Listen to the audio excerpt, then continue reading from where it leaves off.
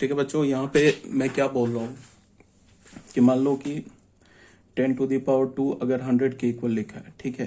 तो यहाँ से हमें क्या पता चला कि लॉग, यहाँ क्या बोलेंगे, बेस क्या हमारे पास 10 और ये किसके इक्वल होगा 2 पावर के, ये हो गया 100। ठीक है। तो जब भी तुम्हारे पास लॉग अल्फा बेस 10 लिखा हो, सिर्फ 10 बेस के लिए बता रहा हूँ, इसे हम क्या बोलते हैं, कॉमन लॉगरिथम बोलते हैं। कॉमन लॉगरिथम बोलते हैं। लॉग, मान लो कि अल्फा बेस ई है, जिसको हम क्या लिखते हैं, लॉग ऑफ अल्फा, जिसको हम क्या लिखते हैं, ln e। इसे हम क्या बोलते हैं, नेचुरल लॉगरिथम बोलते हैं।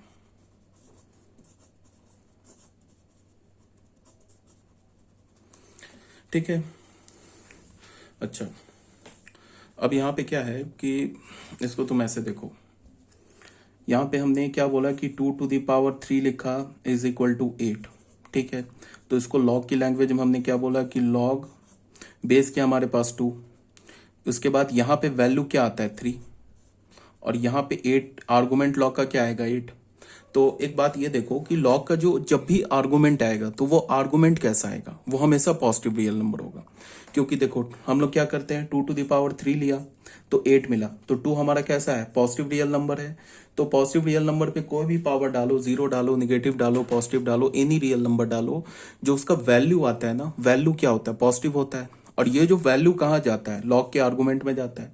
तो इसका क्या मतलब होना चाहिए कि लॉग का आर्गुमेंट जो होगा, लॉग का जो आर्गुमेंट होगा वो हमें क्या मिलना चाहिए, हमेशा पॉजिटिव रियल नंबर, जीरो भी नहीं मिलेगा, हमेशा क्या मिलेगा, पॉजिटिव रियल नंबर। अब ये जो पावर होता है, अब ये किसके इक्वल होता है, लॉग 8/2, ये क्या है हमारा, ये तो 3 है।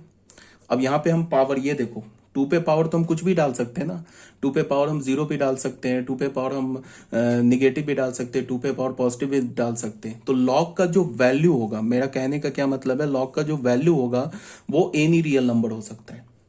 ये है ना लॉग का वैल्यू 3 है ना, लॉग 8/2 का वैल्यू क्या है, 3 है। तो लॉग का जो वैल्यू होगा किसी भी बेस पर, वो कोई भी रियल नंबर हो सकता है, बट लॉग का जो आर्गुमेंट होगा वो हमेशा पॉजिटिव रियल नंबर होगा। ठीक है। अब फिर क्या है कि जो बेस लेते हैं हम लोग, वो बेस किसके इक्वल होता है, ये तो एक्सपोनेंशियल फंक्शन का इनवर्स है ना, लॉगरिथमिक फंक्शन। तो बेस हम लोग किस पर लेते हैं, बेस तो हम लोग क्या लेते हैं, पॉजिटिव रियल नंबर लेते हैं, एक्सक्लूडिंग 1। तो इसका मतलब क्या है कि लॉग का जो बेस होगा, बेस वो हमेशा पॉजिटिव रियल नंबर होना चाहिए, एक्सक्लूडिंग 1 को छोड़ के। तो अब मैंने क्या बोला कि अगर मान लो एक हमने ऐसा फंक्शन बना लिया, y is equal to F x is equal to log X base A. ठीक है। अब मैं बोलूं कि x कौन कौन सा वैल्यू ले सकता है, तो x जो है ना सिर्फ पॉजिटिव रियल नंबर ले सकता है, सिर्फ x क्या होगा हमारा, पॉजिटिव रियल नंबर। a का जो वैल्यू होगा, a क्या होगा, a is greater than 0 except 1। a क्या होगा, पॉजिटिव रियल नंबर होगा 1 को छोड़ के। तो हमने एक ऐसे फंक्शन डिफाइन कर लिया। अब ये जो फंक्शन है ना, ये इनवर्स है, किसका इनवर्स है, एक्सपोनेंशियल फंक्शन का। क्यों है, बिकॉज मान लो कि हमने एक फंक्शन लिया एफ एक्स, a⁻x लिया, इसको हमने y मान लिया। तो यहां से लॉग की लैंग्वेज में हम क्या बोलेंगे, log y base a is equal to x। इसका क्या मतलब है कि एक्सपोनेंशियल फंक्शन का जो डोमेन होता है ना, डोमेन इनवर्स फंक्शन में क्या होता है कि अगर मान लो f फंक्शन का इनवर्स g फंक्शन है, तो f फंक्शन का जो डोमेन होगा ना, वो g फंक्शन का रेंज बन जाएगा, और f फंक्शन का जो रेंज होगा ना, वो g फंक्शन का डोमेन बन जाएगा। इसको ध्यान में रखो। अब जैसे हमने यहाँ पे क्या बोला कि एफ एक्स हमने ले लिया, a⁻x is equal to y, एक फंक्शन ले लिया। तो इसको हम लॉग के टर्म में कैसे लिखेंगे, ये y कहाँ से आया, y क्या आया, ये जो एफ एक्स फंक्शन है ना, उसका रेंज आया ना, रेंज बन गया ना लॉग का आर्गुमेंट। लॉग का आर्गुमेंट क्या बन गया, y फंक्शन का रेंज। और y फंक्शन का रेंज क्या होगा, जो हमारे पास ये a⁻x फंक्शन है, इसका रेंज क्या होगा, पॉजिटिव रियल नंबर। तो ये लॉग का जो आर्गुमेंट होगा, मीन्स ये जो लॉग ये y होगा, ये क्या होगा, सिर्फ पॉजिटिव रियल नंबर। अब a जो है ना, a क्या हमारा होता है, ग्रेटर देन 0 एक्सेप्ट 1। तो यहाँ जो ये लॉग का जो बेस होगा ना a, ये भी क्या होगा, ग्रेटर देन 0 एक्सेप्ट 1। अब ये x क्या है, ये तो a⁻x का डोमेन है ना, तो a⁻x का डोमेन तो ऑल रियल नंबर होता है। इसका मतलब लॉग y बेस a का वैल्यू क्या होगा, ऑल रियल नंबर। ठीक है। फिर यहाँ पे देखो कि जो एक्सपोनेंशियल फंक्शन का जो रेंज हो रहा है ना, वो लॉग फंक्शन का क्या बन रहा है, लॉग फंक्शन का आर्गुमेंट बन रहा है, और जो एक्सपोनेंशियल फंक्शन का जो डोमेन है ना वो लॉग फंक्शन का क्या बन रहा है, वैल्यू बन रहा है। ठीक है, ये डोमेन है ना एक्स, ये वैल्यू बन रहा है। इसका ये मतलब है कि जो लॉगरिथमिक फंक्शन है, लॉगरिथमिक फंक्शन को अगर मैं ऐसे बोलूं, चाहे तुम बेस ग्रेटर देन ले लो, बेस ग्रेटर देन 1 ले लो, चाहे बेस को 0 से 1 के बीच में ले लो, दोनों में एक ही केस होगा। मान लो एफ एक्स ले लिया हमने, ऐसे ले लिया, ए टू दी पावर एक्स ले लिया, वाई ले लिया, यहाँ पे हमने क्या बोल दिया, where a is less than 1 greater than 0, ऐसे बोल दिया। ठीक है, तो भी हमारे पास क्या होगा, लॉग, इसको हम कैसे लिखेंगे, log y base a is equal to x. ठीक है, तो इस केस में भी क्या हो रहा है, हमारा जो आर्गुमेंट है y को हम क्या बोलेंगे, लॉग का आर्गुमेंट। जो आर्गुमेंट है ये एक्सपोनेंशियल फंक्शन का क्या है, रेंज है, और ये जो x है ये एक्सपोनेंशियल फंक्शन का क्या है, डोमेन है। तो इनवर्स फंक्शन में क्या होता है कि f का इनवर्स g है, तो f का डोमेन g का रेंज बन जाएगा, और f का रेंज g का डोमेन बन जाएगा। ठीक है, तो अब हमने फाइनली एक फंक्शन डिफाइन किया, y is equal to F x is equal to log of x base a। एक ऐसे फंक्शन डिफाइन किया, इसमें हमारा डोमेन क्या है, x है, तो यहां पे ऑब्वियस सी बात है कि x क्या होना चाहिए, ग्रेटर देन 0 होना चाहिए। ठीक है, और ये a क्या होना चाहिए, greater than 0, and a should not equal to 1। ये हमारा लॉगरिथमिक फंक्शन फाइनल डिफाइंड हो गया। अगर मैं बोलूं कि इस फंक्शन का डोमेन क्या है, तो वो है r प्लस। ठीक है, 0 टू इंफिनिटी। अगर मैं बोलूं कि इस फंक्शन का रेंज क्या है, इस फंक्शन का, तो वो range all real number. Domain are plus क्यों हो गया, बिकॉज एक्सपोनेंशियल फंक्शन का जो रेंज है ना वो आर प्लस है, और लॉगरिथमिक फंक्शन एक्सपोनेंशियल फंक्शन का इनवर्स है, तो क्या होगा, इस फंक्शन का, लॉगरिथमिक फंक्शन का डोमेन क्या हो जाएगा, आर प्लस, और एक्सपोनेंशियल फंक्शन का जो डोमेन है वो क्या, all real number, and logarithmic function exponential function का इनवर्स है, तो इस लॉगरिथमिक फंक्शन का रेंज क्या हो जाएगा, ऑल रियल नंबर। ठीक है, ये बात क्लियर हो गई होगी। अब आ जाओ, लॉगरिथमिक फंक्शन हमने डिफाइन कर लिया। अब तुम ऐसे देखो, एक्सपोनेंशियल फंक्शन को हमने कैसे डिफाइन किया था, f x is equal to a to the power x रखा था हमने, और इसको क्या बोला था, जब बेस ए, यहां पे हमने मान क्या लिया कि ए इज ग्रेटर देन 1 मान लिया, उस केस में मैं बात कर रहा हूं। इसको हमने क्या बोला, ये क्या होगा, ग्रेटर देन 1 होगा, कब, पॉजिटिव एक्स के लिए, इक्वल्स टू 1 कब होगा, एक्स बराबर 0 के लिए, लेस देन 1 कब होगा, एक्स लेस देन 1 के लिए, ये बोला था हमने। ठीक है, अब अगर मैं लॉगरिथमिक फंक्शन लिखता हूं, y is equal to F x is equal to log X base A लिखता हूं, इस फंक्शन का मैं यहां पे इनवर्स लिखता हूं, तो इसको क्या होगा बताओ, इसका क्या मतलब है, हमें तो पता है ना कि लॉगरिथमिक फंक्शन का जो रेंज होगा वो F x function exponential function का डोमेन हो जाएगा, और लॉगरिथमिक फंक्शन का जो डोमेन होगा वो एक्सपोनेंशियल फंक्शन का रेंज हो जाएगा। तो यहाँ पे तुम ऐसे देखो कि अगर हम y को ना, y x को अगर हम पॉजिटिव लेते हैं तो y क्या हो जाएगा, ग्रेटर देन 1। इसका उल्टा करो, y क्या हो जाएगा, ग्रेटर देन 0, कब, जब x क्या हो जाएगा हमारा, ग्रेटर देन 1। उल्टा हो गया। ठीक है, बिकॉज ये एक दूसरे का इनवर्स है ना। यहाँ पे y क्या हमारा, ग्रेटर देन 1 है, कब है, जब x इज ग्रेटर देन 0।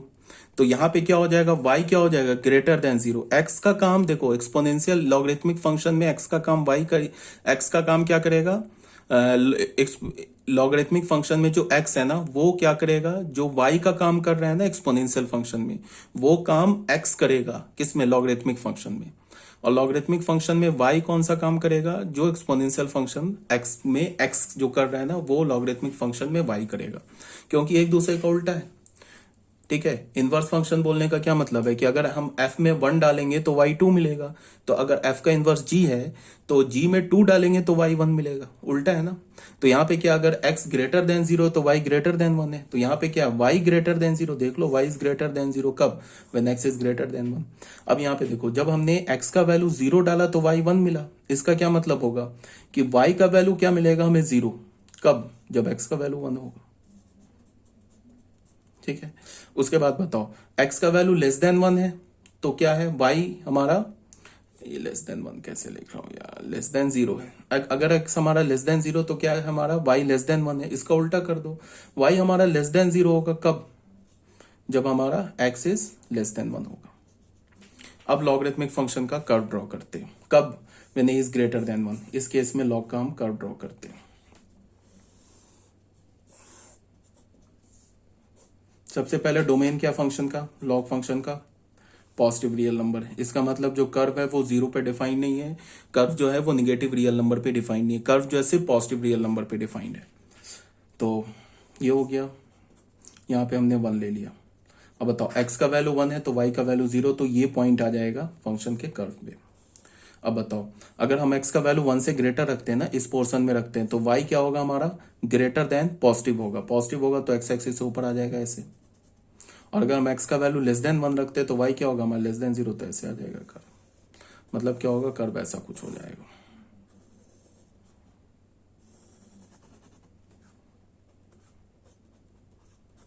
ये कर्व हो जाएगा किसका?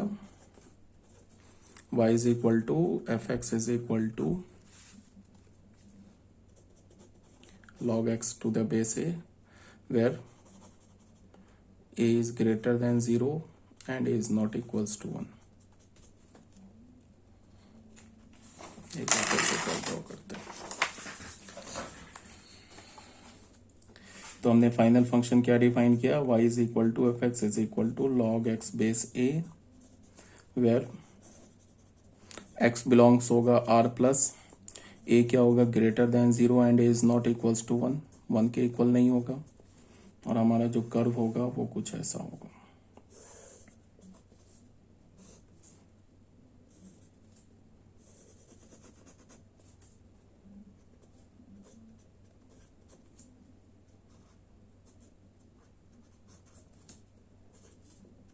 ये हमारा फंक्शन हो जाएगा, ठीक है। अब इस फंक्शन को के कर्व को देख के तुम बता सकते हो इसका जो डोमेन क्या है हमारा? पॉजिटिव रियल नंबर, ठीक है। और उसके बाद इस फंक्शन का रेंज क्या? From minus infinity two plus infinity. इस फंक्शन का तुम शैडो लोगे ना वाई एक्सिस पे, तो पूरा वाई एक्सिस आ जाएगा। और इस फंक्शन का अगर तुम शैडो लोगे, यहां से लेके यहां तक का शैडो लोगे ना, तो ये 1 और 1 से ग्रेटर कवर हो जाएगा। और इस ग्राफ का शैडो लोगे एक्स एक्सिस पे, तो क्या होगा? 0 को छोड़ के 0 से 1 के बीच का सारा कवर हो जाएगा। तो इस फंक्शन का रेंज क्या हो गया? अगर डोमेन की बात करूं फंक्शन का, तो डोमेन क्या हो गया? Are plus. और रेंज की बात करूं फंक्शन का, क्या हो गया? ऑल रियल नंबर, ठीक है। ये हमारा कब था?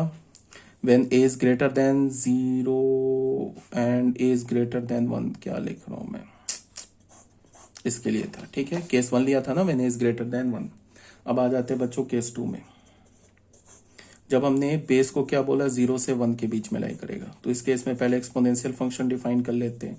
y is equal to F x is equal to a to the power x। ये क्या हो जाएगा बताओ? a to the power x में ये क्या होता है? लेस देन 1 होता है। कब होता है? When x is greater than 0। Equals to 1 होता है कब? When x is equal to 0। और ग्रेटर देन 1 कब होता है? When x is less than 0। ऐसे ही होता है ना। तो एक हमने इसका लॉगरिथमिक फंक्शन डिफाइन किया, y is equal to F x is equal to log of x base a। यहाँ भी हमारे पास क्या है? सबसे पहले x क्या होगा? Belongs to r plus. उसके बाद a क्या होगा? लाइज बिटवीन 0 एंड 1, ठीक है। उसके बाद फंक्शन को कैसे डिफाइन करेंगे? log x to the base a। ये कैसे डिफाइंड होगा? यहाँ पे x ग्रेटर देन 0 है तो y इज ग्रेटर देन 0, यही है ना y इज ग्रेटर देन 0 कब? When x is less than 1। y is equal to 0 कब? When x is equal to 1। और y इज क्या होगा? लेस देन 0 कब? When x is greater than 1। ये हमारा फंक्शन डिफाइंड हो गया। अब रेंज की बात करेंगे तो रेंज क्या होगा? जो एक्सपोनेंशियल फंक्शन का डोमेन होगा ना, वो इसका रेंज हो जाएगा। एक्सपोनेंशियल फंक्शन का डोमेन क्या है? एक्सपोनेंशियल फंक्शन का डोमेन आर प्लस है। तो आर प्लस ने एक्सपोनेंशियल फंक्शन का डोमेन क्या? All real number. तो अगर हम रेंज की बात करेंगे तो रेंज हो जाएगा इसका ऑल रियल नंबर। अगर इसके डोमेन की बात करेंगे तो वो एक्सपोनेंशियल फंक्शन का रेंज होगा। एक्सपोनेंशियल फंक्शन का रेंज क्या? आर प्लस, तो डोमेन क्या हो गया? आर प्लस, ठीक है। अब कर्व हम लोग इसका डिफाइन कर लेते हैं। कर्व देख लेते हैं। कर्व के लिए क्या करेंगे? ऐसे करके एक्स वाई एक्सिस बना लिया हमने।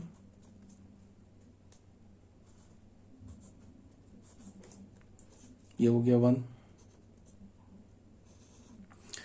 1 पर क्या है बताओ? जब हमने लिया ना, यहाँ पे देखो x का वैल्यू 1 लिया तो y का वैल्यू क्या मिल गया? 0। तो ये पॉइंट क्या हो जाएगा हमारा? 1,0। एक्स का वैल्यू ये पॉइंट हो जाएगा ना 1,0, फंक्शन में 1 डालेंगे तो वाई क्या मिलेगा 0।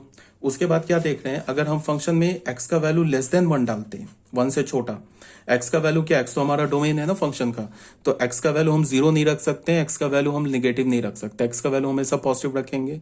तो एक्स का वैल्यू जब हम लेस देन 1 रखेंगे, मीन 0 से 1 के बीच में रखेंगे, तो वाई क्या होगा हमारा पॉजिटिव, वाई क्या होगा पॉजिटिव। ऐसे फंक्शन का कर्व चलेगा, ऐसे चलेगा। ये हो गया हमारा log x to the base a का curve, where a is less than 1। Domain तो बता ही दिया इस फंक्शन का, डोमेन हो गया r प्लस रेंज फंक्शन का ऑल रियल। देख लो ये जो क्या हमारे पास ये जो फंक्शन है, देखो यहाँ पे जैसे जैसे हम लोग क्या करेंगे, एक्स वाई एक्सिस की क्लोज आते जाएंगे ना, एक्स का वैल्यू वाई एक्सिस का वैल्यू बढ़ के कहाँ चला जाएगा, पॉजिटिव इन्फिनिटी की ओर। और जैसे जैसे हम वाई से एक्स जो है ग्रेटर देन 1 होता जाएगा, y का वैल्यू क्या हो जाएगा, माइनस इन्फिनिटी की ओर चला जाएगा। ठीक है, इसको तुम ऐसे भी देखो, इसका क्या मतलब है, ये जो कर्व बन रहा है ना, ये किसके बीच में बन रहा है, वैल्यू वर्सेस पावर के बीच में बन रहा है। क्योंकि जो हम इसमें लॉ फंक्शन में जो x डालते हैं ना, वो वैल्यू डालते हैं, और ये जो पूरा आता है ना log x to the base है, यही y आ रहा है ना, ये log x to the base से क्या आ रहा है, पावर आ रहा है। तो ये एक्चुअली में क्या बन रहा है, वैल्यू वर्सेस पावर का ग्राफ बन रहा है, इसमें बेस कहीं नहीं इन्वॉल्व है। तो तुम ऐसे सोचो कि अगर हमने 1/2 पे पावर x लिया, ये हमने फंक्शन माना, तो यही fx तो वैल्यू है और ये पावर है, इसी वर्सेस पे ग्राफ बन रहा है ना। तो तुम ऐसे सोचो कि हम x का वैल्यू अगर हम यहाँ पे 0 डालेंगे, x का वैल्यू 0 डालेंगे तो y का वैल्यू क्या मिलेगा 1। तो देखो यहाँ पे 1,0 आ गया। अब अगर हम x का वैल्यू ना निगेटिव में, अगर हम x का वैल्यू क्या करें, x का वैल्यू बढ़ाते जाएं, ये fx कहाँ आ रहा है, लॉग में ये fx कहाँ आ रहा है, ये तो वैल्यू आ रहा है, ये x एक्सिस पर आ रहा है ना, और ये जो इसका पावर है ये कहाँ आ रहा है, y एक्सिस पर आ रहा है। लॉग की बात कर रहा हूं मैं, क्योंकि अगर एक्सपोनेंशियल फंक्शन की बात करोगे तो ये वाला जो चीज है x कहाँ आता है, x एक्सिस पर आता है, डोमेन है ना ये इसका एक्सपोनेंशियल फंक्शन का, तो डोमेन कहाँ आएगा, x एक्सिस पर आएगा। और ये fx क्या y है, ये तो रेंज का एलिमेंट, ये कहाँ आएगा y एक्सिस पर। बट हम लॉगरिथमिक फंक्शन की बात कर रहे हैं, तो एक्सपोनेंशियल फंक्शन का जो x होगा वो लॉगरिथमिक फंक्शन का y होगा।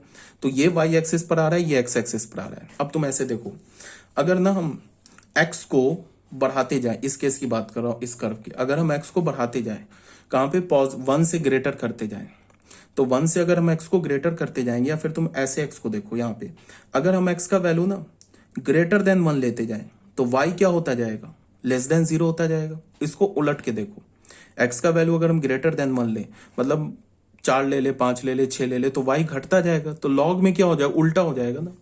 लॉग में क्या होगा कि y बढ़ता जाएगा, कब, जब हम x का वैल्यू ग्रेटर देन 1 लेते हैं। जैसे y जो होगा क्या होता जाएगा, जैसे यहां पे हमने x का वैल्यू क्या बोला, अगर हमने x का वैल्यू मान लो 0 ले लिया तो y का वैल्यू 1 हो गया, तो इस केस में क्या होगा, x इज इक्वल टू 1 पे y 0 हो गया। अब यहाँ पे तुम ऐसे देखो, अगर हम x को निगेटिव में बढ़ाते जाएं, अगर x को निगेटिव में बढ़ाते जाएं तो y क्या होता है, इंक्रीज होता जाएगा। इसका क्या मतलब है, y के अगर हम केस में देखें तो इसका क्या मतलब है,